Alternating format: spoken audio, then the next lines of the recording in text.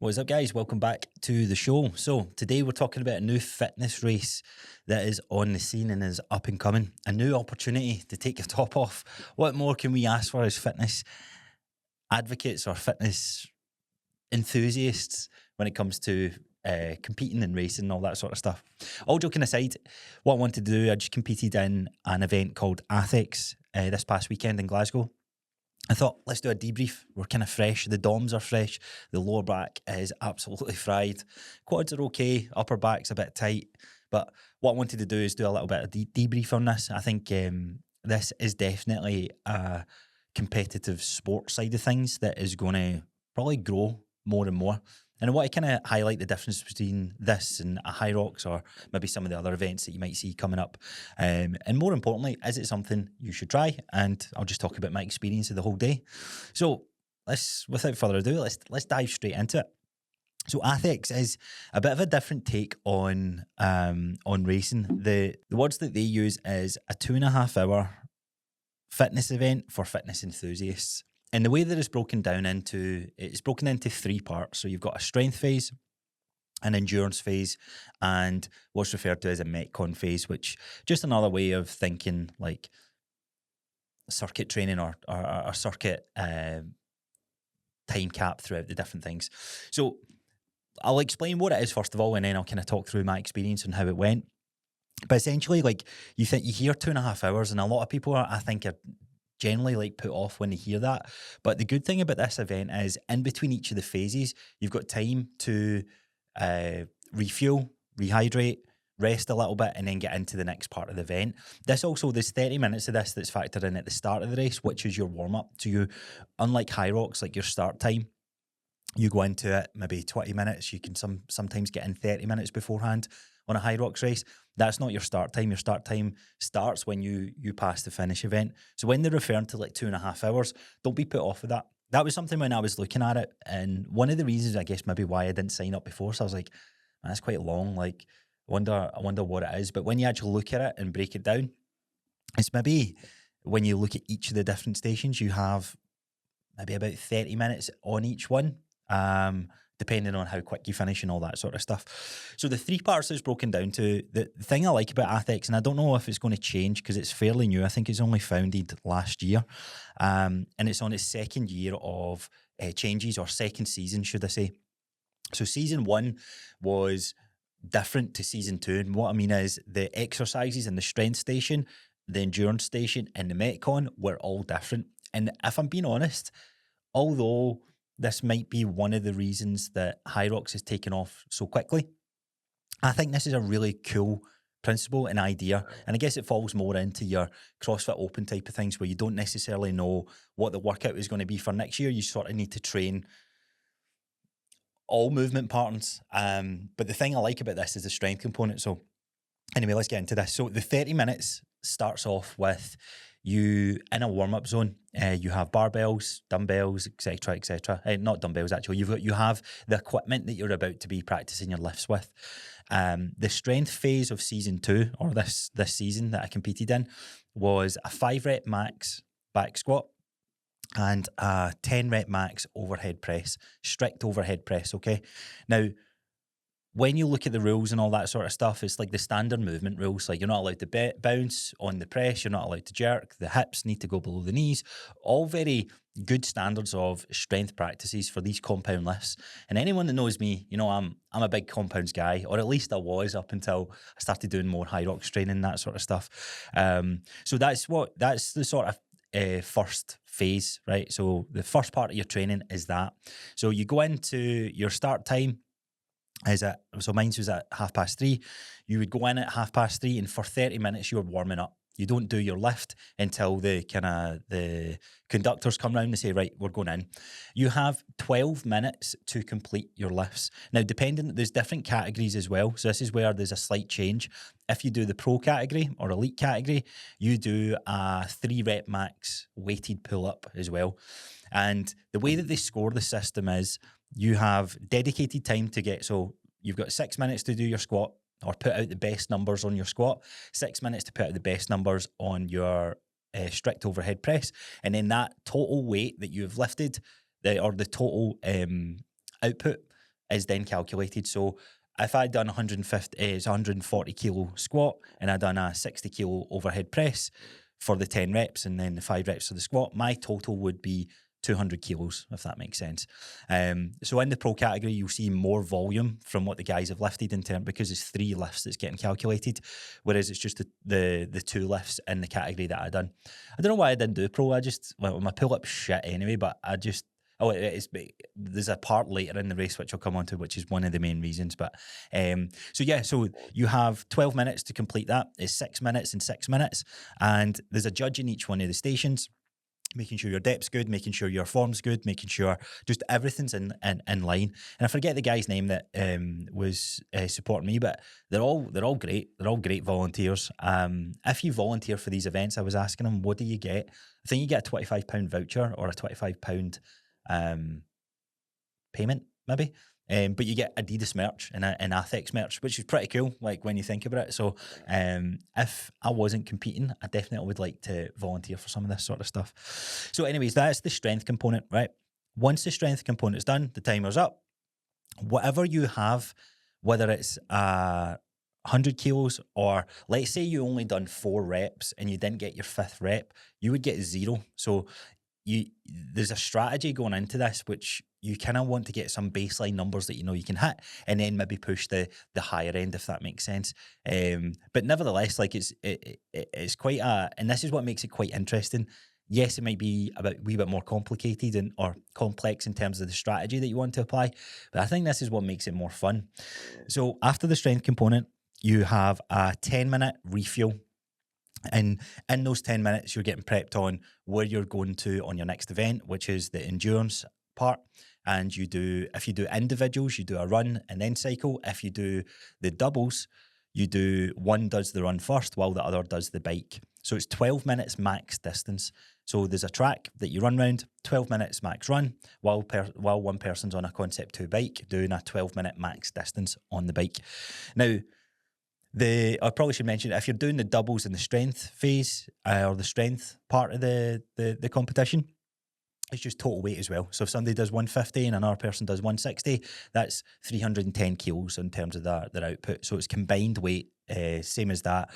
Now, rather than the 6 minutes, you have 12 minutes. So for the team events, it's referred to as, or the pairs, you have 12 minutes to get the first lift and then 12 minutes to get the second lift. And as opposed to the 6 and 6 for individuals. So yeah, so you after the strength phase, you're in this 10-minute refuel bit. There is some electrolytes in that bit. There's people have got you can bring your kit in, which is quite good. It's so funny. So as I'm waiting to warm up and you get talking to different people, I spoke to Gary John. He put out some crazy numbers on his back squat, but I was like, what do you do? And he's like, I've done a bit of powerlifting training. I was like, so you'll be good in the strength component? And you're like, yep.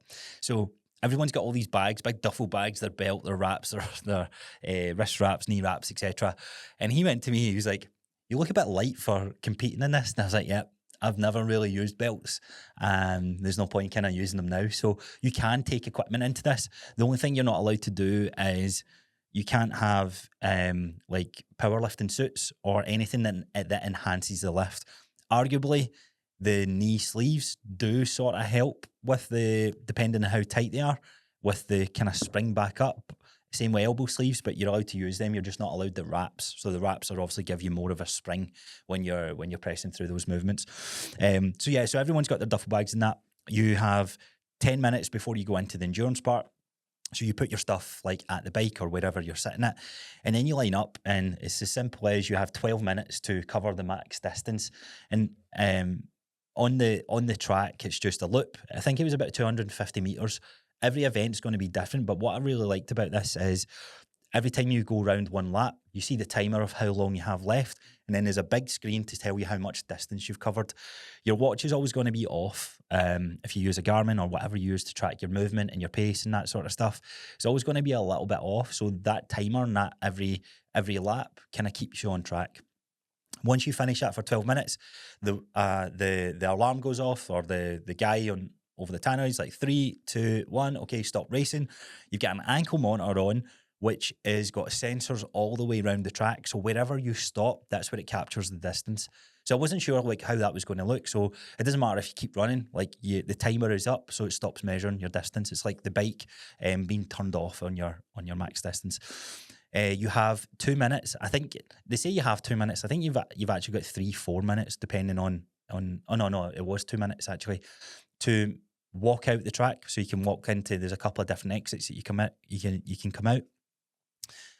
Walk in, go to the bike, and you have your back turned to the bike, and you wait for the next timer to go off. So as I said, it's about 2 minutes, and then the bikes are set up. And what I liked about the bikes is you jump on the Concept 2, and you're figuring out your pace and whatever it is. But on the screen, you can see who's in first place, second place, where your place is, and you see who's behind you.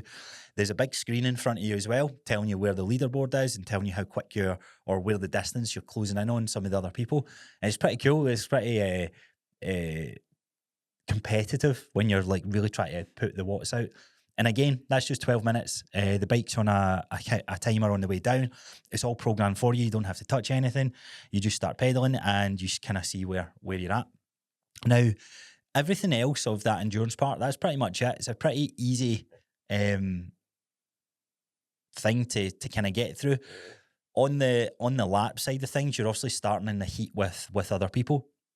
So you know if someone's lapped you, they're kind of in front of you. If you're falling behind, or you're lapping some people, or you're overtaking some people, you know you're sort of in front.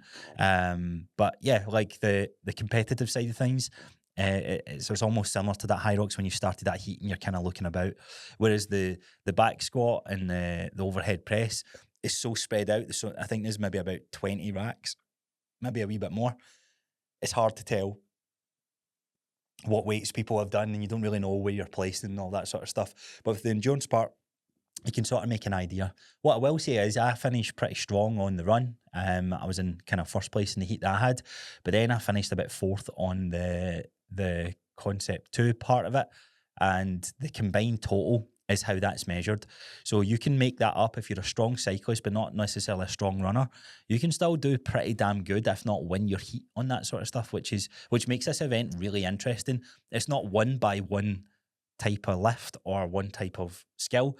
It's like being good across the board with them all. And if you're very strong on one thing but not so strong on the other, depending how strong you are on some of the distance side of things, you can sort of make up for it on that last part. So that's the endurance part. So to recap, we got 30 minutes warm up. We're then into like 12-ish minutes on the strength component, and then move into a 10-minute sort of changeover, refuel part, and then a 30-minute endurance part, which is split up into 12-12 with a couple minutes rest at each side. After that, you have another 30 minutes here, and you went balls to the walls in your endurance part. So legs are tight, everything's starting to, I wouldn't say necessarily cramp up for me, but I would imagine there was a lot of cramp. You go into your recovery zone. You've got access to free compression boots and the massage guns and all that sort of stuff. Again, there's more electrolytes, there's more water to hydrate, and you've got 30 minutes in this window. And a lot of people, this is where they were taking a bit more fuel, they were taking some more food, they were hydrating themselves. And then what you also have is whatever you're using the Metcon for. So the Metcon was basically you have X amount of reps or calories to do, okay? So it was 25 calories on the row.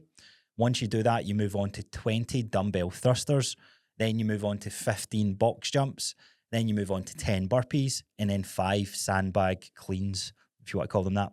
Once you've done the 5 sandbag cleans, you work your way back up. You go to 10 burpees, 15 box jumps over, 20 dumbbell thrusters, and then finishing on 25 calories on the row. Now, that is a time cap. If you're over 30 minutes, you just get the 30 minutes, and I don't know if you get a do not finish, but you'll be on like one of the last people, I guess, finishing in that category. And you're basically just trying to see what you can do it for time. And the event on that one itself, like, is pretty laid out. Again, you've got a judge with each lane. Another thing I should probably say, you get a number at the start. So my number was 6. So there's lanes on each one. So before you come out of your warm-up area, you stand at your number 6, and then there's racks with numbers on them. So I knew I was number 6. My judge already knew my name. He had all my details. And then when I went on to the run, again, that was all, well, you're just running. But when I had my bike, I had lane 6 on the bike, and I had a judge there with me. That was the same for the Metcon. And we just sort of like, you wait on the timer go off and you go for it. And once you finish the 25 calorie row at the back end, that's when it stops. So your stopwatch gets, your judge says, there's your time, and then you write the time down, and you sign it off to say, yeah, cool. You agree if there's no kind of disparities around, because it's human error at the end of the day, I would imagine, depending on how busy the event is. You're counting reps and you're like, because this actually happened to me on the overhead press. Like, the guy was like 7, and I was like, I'm on 8, and he goes, oh no, sorry, 8, and I was like, right, thank fuck I said that there, because I didn't have an extra rep in me. But yeah, like, all the judges, all the support from the staff and everything there, great. Honestly, it was amazing. So that was the event as a whole. This definitely is going to get more and more popular, and I hope that it does, for a couple of reasons. So if you look at Athx is dominating the competitive space just now for sports. Behind that is probably runs, and then after that is maybe some of the more localized fitness events that are trying to come into the scene. I'd say Athx has got the biggest potential to take over. The branding is great. The atmosphere's pretty cool. I mean, you have a lot of different styles of people. So you got hugely disciplined, jacked individuals. You've got these kind of lean athletic builds, and then you've got people who are just everyday people that are just like, I want to get in about this. So the thing I like about this is a category for all. So they have the pro category, they have the kind of Athx main category, and then they have a light category, which changes up some of the weight side of things. The difference in the pro and that sort of stuff, as I said, the strength component, you have an extra exercise to do. So that this was 5 rep max overhead press, 10 rep strict press, and then a 3 rep max weighted pull up. The runs are the same. The endurance part's the same.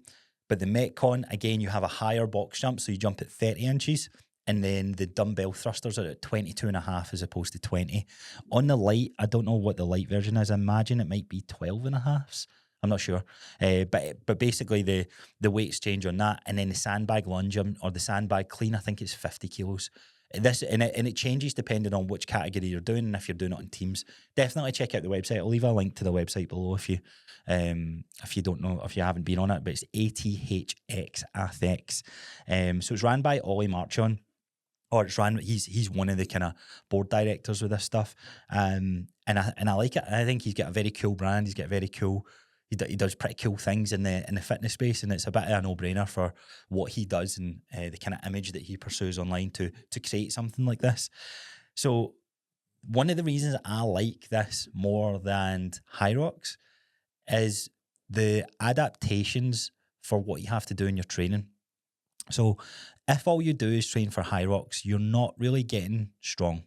And I'm just going to straight up and say that, because Athx is more of a fitness running event. Now, yes, there's exercises that need to be completed, but the getting stronger at those exercises don't really translate too much over to your everyday life, right? It's not strength, it's all high endurance, it's all high intensity, it's all Metcon based, right? It's all very just go balls to the walls because you're coming into that hot. The difference with Athx, and if you train for an Athx, in my opinion, you need to build foundational strength. Like you have a 30-minute warm-up and you're going into that and you have 6 minutes to complete your heaviest lift. And it's not go, go, go, go. It's all the beauty in strength training. Strength training can't be done any other way. A lot of people will do their strength training workouts and then superset or combine it with the ski erg straight into a 5 rep max squat. And it's like, that's building, I guess, in a way, yes, it builds strength, but it doesn't build strength on that lift. You don't get stronger at that lift necessarily. Or if you want to get stronger at that lift, you need to practice it in the traditional stance of sets, reps, rest, and all that sort of stuff. So because that strength component's there, that's really what changes the game for me. And I'm the perfect example I'll talk through my results in a sec, but I'm the perfect example of this. Strength has been my bread and butter for so many years. Very big, heavy lifter when it comes to overhead, benching, deadlifting, squatting. And over the last 6 months, because I've been in the Athx type of camp to get my running better, the strength has had to take a dip drastically. Now, the numbers that I put up on the day, they're still strong because strength is relative to everyone. But when if you're doing some of these fitness events or fitness competitions, you always want to finish as best as you can. So that's kind of opened my eyes to a bit of a different way of looking at the competing side of things. And it's all personal preference because it depends on what you want to go after. I'm not going to say I'm not going to do any more high rocks. I absolutely will. But I'm going to make sure there's a foundational element of strength when it comes to the lifts, because that to me is what keeps our body healthy, it's what keeps our body strong. And that's what I like about this event. Because if you do any events, right, and all you do is train for those events, there's an argument to be made that it's not necessarily healthy because you're too biased but you're not building this balance of lifestyle or balance of health and fitness. Just because you can do a high rocks in X amount of time doesn't mean you're necessarily fit or healthy. Just because you lift a certain amount of weight doesn't mean necessarily you're fit and healthy. Does that make sense? So you want a blend of everything. And I like what Athx is doing with the strength, the part in the middle with a bit of endurance, and then the Metcon at the end, which has that higher intensity. So it's a hard event. And if you had to ask me what would I find more challenging, the pain cave in the Metcon part for me was extremely difficult. It took me 13 minutes to complete that. I would have loved to be under 10. The thing that was really, really hard for me to do was the skill component. So it was the 20 kilo thrusters. Just that movement was just so difficult for me to try and finish, to try and complete. I think some boys were getting like 8 minutes on that, which was insane.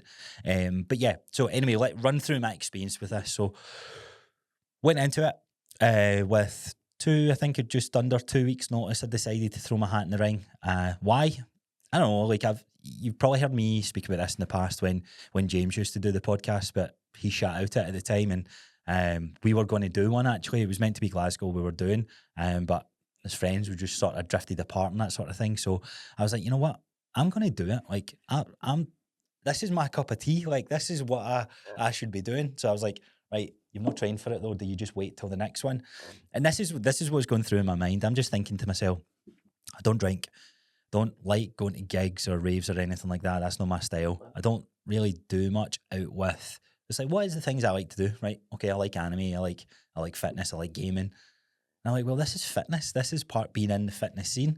Yeah, fuck it. Like, why do I not just go in for the experience? You might have heard me say this before, but doing something for the first time, there's no expectations, or okay, there might be some expectations in the back of the mind in terms of what ego you have and all that sort of stuff. But at the end of the day, it's your first time doing it.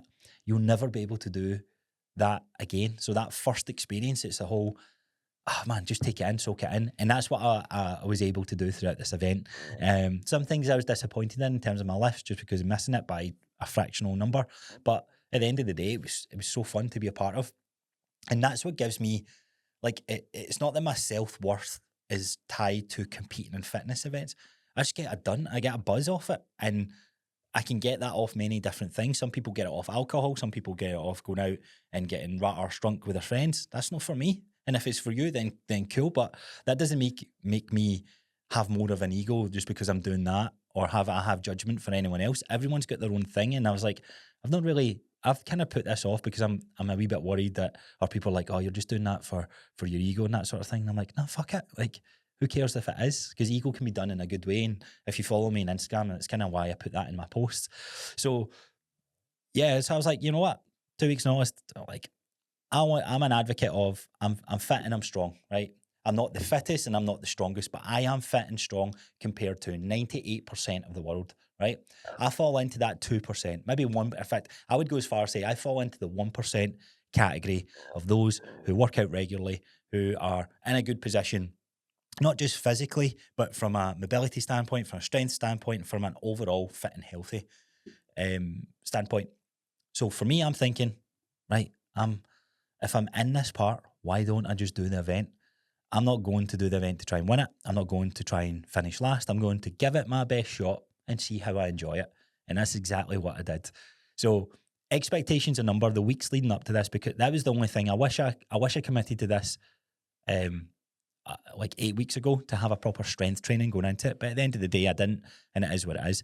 So the weeks leading up to this, I was like, right, let's start squatting again. So, as I said, it's been a while since I was squatting. The last numbers I've got on my phone from tracking my squat, I was doing 160 for 5 reps for 5 sets. Like, I wouldn't say comfortable, but it was good. So I think my heaviest was like 155, 160. I was putting the bar on my back and I was squatting 90 kilos 2 weeks ago, and I was like, oh man, this is heavy. But that came back quickly. So on the day, I knew I would have 130. And this is where this is the mistakes I can see people making throughout the competition that's going to cost them maybe some points. I'll come on to how it was scored in a sec as well. But the points system in the category obviously is the best weight lifted. But if you misjudge that weight, you've only got 6 minutes. So realistically, you've only got 2 good attempts. You could get away with a third one, but then you're going to go into that next set maybe a little bit more fried, if that makes sense. So in those 6 minutes, I was like, right, I'm going to do 130. It's like any event. You go to the event and you see what everyone else is lifting. You're like, oh, fuck, I'm going to put more on. And this is my strategy going in was, right, get a baseline of 130 and then go for it. So as I'm warming up, I was like, I'm going to put 135 on my back. So I put 135 on and I stepped back and I felt the weight and I done 1 rep in my warm-up zone. And I was like, I've got that for 5. And in my head, I just knew, I was like, it just felt good, it fired good. And I was like, right, that's going to be my baseline. So I went into it, 135, done it. And I was like, my legs felt good, hit my 5 reps, good depth. The kind of ribs stayed more upright. There was a wee bit of kind of hunched, but nothing crazy. But my legs felt strong. So I said to myself, right, fuck it, I'm going to go to 141. My strategy for going for 141 was because everyone's going for round numbers like 130, 140, etc., etc. I put wee 0.5 kilos on the end because you can easily tie for first place, second place, third place, 4th, 5th, 6th, 7th, 15th, 12th, whatever it is. And the difference between you winning and not winning could be down to half a kilo. So I was like, I don't think I've got 145. I don't think I've got 142.5. I think I've got 141 though, so I fucked on 141. I went for it. And again, I felt good. I probably could have went up more, but again, I think I had about 90 seconds left to then re-rack and change over. There wasn't enough time to go into that third set. So for me, I was quite happy with that. I rested about 2.5 minutes. So I done my first one. As soon as I got into the event, the 6-minute timer started, I was straight into 135. I got that lift done. And then I had 2-3 minutes to recover and then go for a second attempt. Overhead press, the strict overhead press, I thought was going to be my strongest point because in training the weeks leading up, I done 60 kilos. I got 60, no problem. Not no problem, but I had 1 set of 60. I had nothing after it. So beforehand, I'm thinking to myself, right, you've done 60. Do you go for 65 and you've got more energy? It's the first set. You just give it your all. Or do you get your baseline and go for 60? This is where I made my first mistake. I went for 64. So I was like, well, let me just put the 2 kilos. So I put 2 kilos on each side and loaded up 64 kilos, rep 1, rep 2, rep 3. The thing that caught me off here was the judge says you have to pause. It doesn't need to be a dead stop pause, but when one of my reps in his eyes looked a bit, not that I was bouncing, but it was quick. So he said pause. So I didn't want to get a no rep. So I paused a wee bit longer on 1 rep. Absolutely fried me. Anyway, rep 4, rep 5, 6, 7, 8, got to my 9th rep. And it's videoed. I'll actually throw it up on the screen so you can see it if you're watching on YouTube or Spotify. But my 9th rep, I hold it at the top. It comes down. I go to drive back up and I just had nothing. My grip was actually too narrow in this because it was all in my triceps here. And I brought it back down and I didn't think you could try another attempt. So I went to re-rack it. And he's like, no, you can go for it. And then that threw me off. I stepped back and I was like, nah, I've got fucking nothing, right? So here I'm sitting right now. I've done 141. So I've got 141 kilos in my total. I've got 0 on my overhead press. So I'm thinking to myself, right, I can't drop to 60 because I know in training, when I done 60, I done 10 reps at 60. And even with 4 or 5 minute rest, I went to go for another attempt at 60 kilo and I only got 5 reps. So drastically, my endurance and whatever you want to call it was just halved. So I thought to myself, let's go for 50. No, in my head I was like, let's go for 50. But I was like, wait a minute, I've got another 5 minutes of rest here. I could potentially just attempt 60. So I dropped the weight down and I put on 60, and I was panicking because that timer was going down and down. I was like, what happens if I don't get 60? Then you'll have 0 and you'll be at 141, you'll finish last. And all these sort of things are going through my mind. So anyway, I attempt 60, I rush into it a wee bit more. I get 5 reps in, and I was like, nah, I've not got that. So I was going to drop down to 50 and give myself a bit of time. So I had about 60 seconds left to put up 10 reps. And I was like, I've not got 50. I just felt my shoulders were fried. They were absolutely cooked. So I took the 50 off and put 40 on. I was like, I'm getting at least 40. Done 40, no problem. And at least secured that. So yeah, a wee bit disappointed in that side of things. But this is all part of the learning. This is why I want to share the experience with you guys. Because the event itself, like, you kind of need to go through an experience for yourself to see the benefits that come off the back of it and see what sort of things that you would change. So I would say stick to your numbers going in. That's my feedback for the strength component. Also, make sure you warm up good. My warm up is always very consistent to what I do in the gym, to what I done on the day.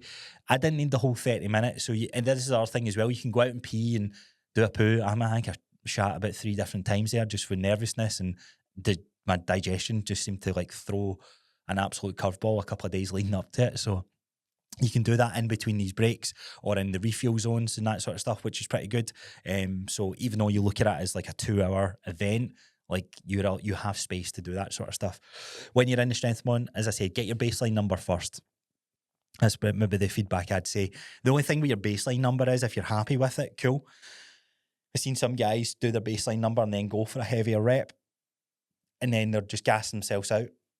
So it's just one that's kind of trial and error. It depends where you're confident in, and it depends what you've got in that gas tank.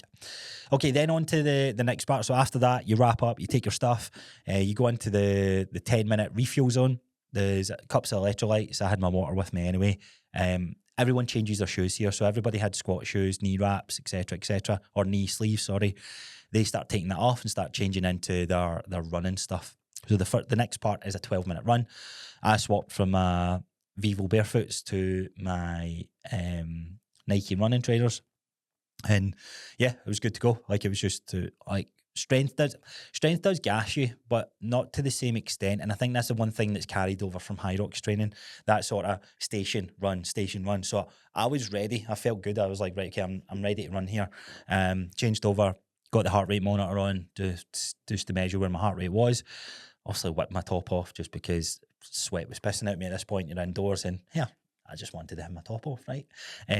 So done that. Jill, my brother, and Scott's kind of waiting around there as well, and give them my stuff, and then we get ready to race. So you're at a wee start line, and there's a wee timer, 3, 2, 1, and then you run. This one I felt pretty good at. I felt strong. I think I ran like a just over a 4-minute kilometre pace. I was trying to hold about a 4, if I'm being honest. It's hard to get your pace, but one thing that was keeping me on track was that timer every time I lapped round. And also, one thing that kept me on track one thing that was really hard, I had no one to chase. So I came off the back of this and I was leading at the front of the pack for maybe the first 6-ish minutes, 7th minutes. So as I'm running, I'm feeling good. But then this absolute monster of a guy called Joey Jones, great guy, great character as well. He was competing in my heat. He overtakes me, and there's a part of me where you want to go, nah, like, keep leading from the front.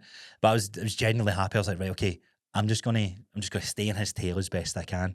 So he slowly overtakes me, and then we're keeping more or less. He's maybe, I don't know, about 5 meters in front of me the whole way. And as we get to the last lap, that's when I'm like, right, empty the tank, like, absolutely just empty it. Managed to get over in front of him, and then just power it through. So it was maybe the difference of 5 meters at the end, but it definitely makes the biggest difference. You'll see the snapshot on my Instagram where it feels quite cool to say, on that heat, I finished at the top. I wanted 3 kilometers though. I definitely, like, beforehand, knowing where my running pace has been at, I would have loved to hit 3. I just didn't have it. In the day. The fitness just wasn't there. But got that. You then have the alarm goes off, or the announcer says, right, time's up. You walk back, go to your bike, and you wait for the next timer to go on, and then you jump on the bike, and then you're just concept 2, just going as best you can.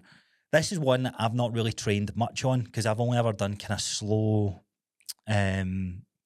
zone 2 work or even zone 1, like just keeping the legs turning. So I would like to do a wee bit more training, that sort of stuff. I think I ended up putting out 6.2 kilometers in the 12 minutes, which ain't bad, but it definitely should have been stronger in terms of where my endurance was. It's just the power in my legs. I just didn't have it. So again, that's part and parcel of the game. Feedback for this one, any tips on this one?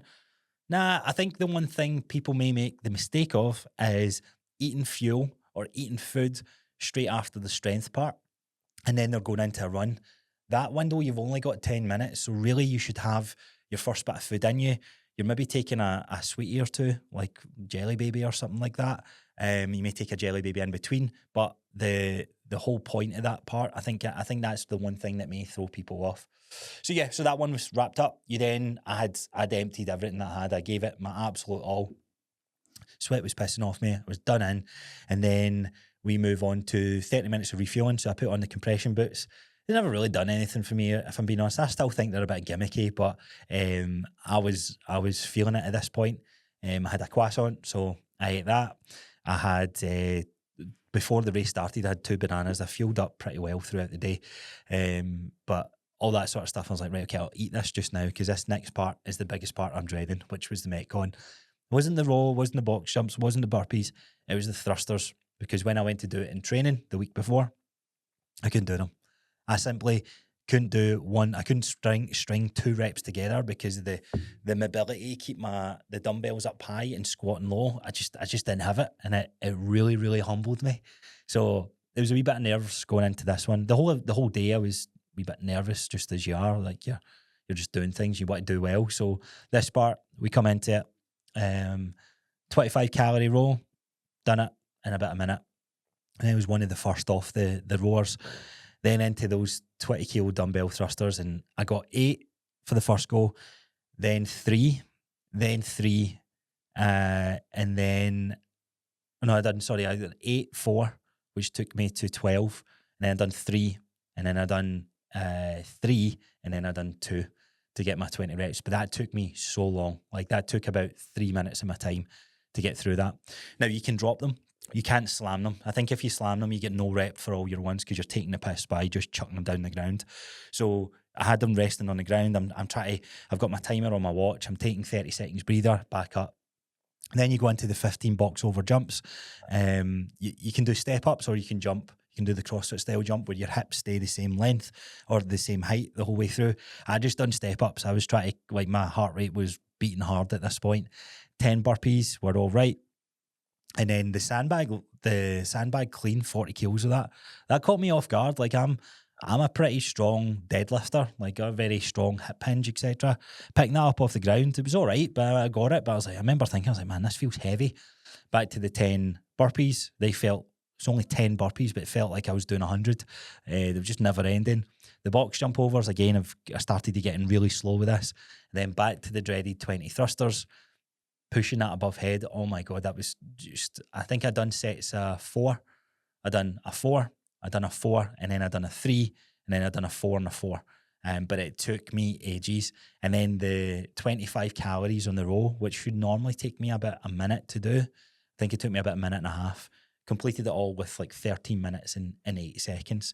So feedback for that one, Metcons is similar to High Rocks. Like you just need to expose yourself to it. You need to train it.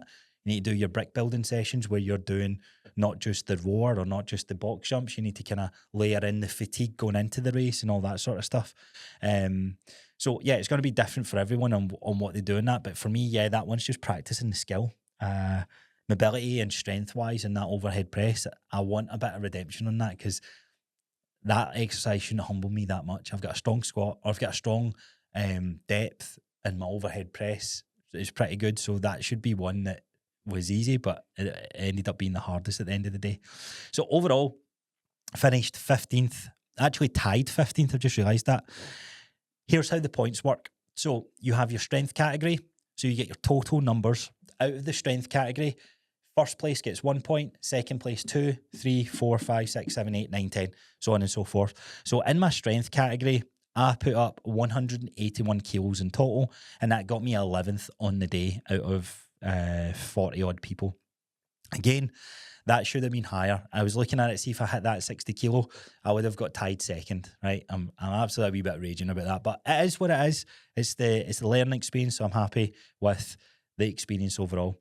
So I get 11th overall in that, so I get 11 points. So as of the strength station, I'm sitting 11th.